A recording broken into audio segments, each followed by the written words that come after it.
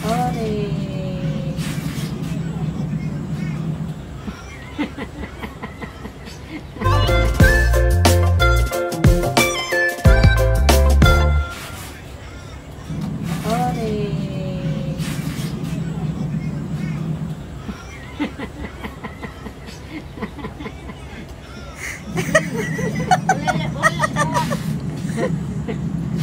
Pinakain ka nila ng ore?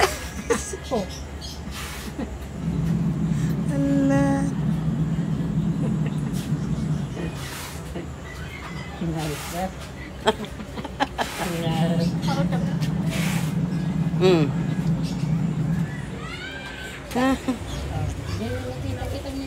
Esra.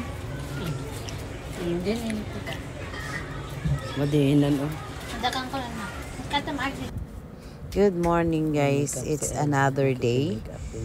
Itong vlog namin. Sorry na po kung maraming kalat. Maaga kaming nagising dahil si Ella ay papasok na sa school at ang oras ay before 6 na po ng umaga.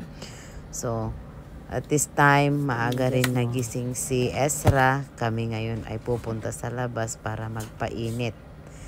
Ayan. Sorry ulit po sa mga kalat dahil later in the afternoon, ako na po ay babalik sa Kuwait. Ayan, tuwang-tuwa si Ezra. At si Ella ay kumukuha na ng pamasahe kasi papasok na siya sa school. Hatid namin sa sakyan si ate. Pero ka po atan. Ate.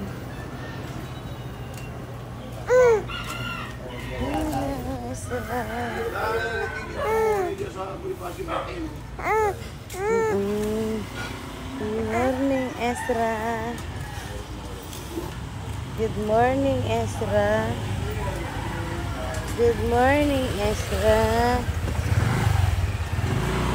Wala na si ate na naman.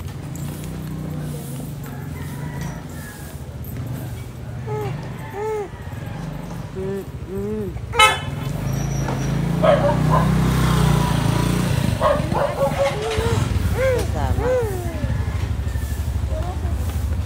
Ba.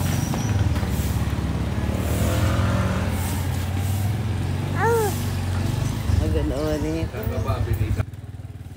Pasakay na nga po ng tricycle si Ella.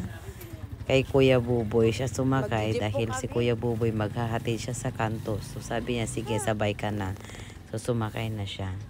Bye bye ate. Magandang umaga ni Ezra. Dahil alas 3 pagising. Yun pa lang yung tulog natin, anak ko. Alas 3. Meron pagisan? Oo. Sunrise na, kailangan painitan si Ezra. Tatakpan ko lang po dahil sa oras na ito nagpapadede habang nagpapaaraw.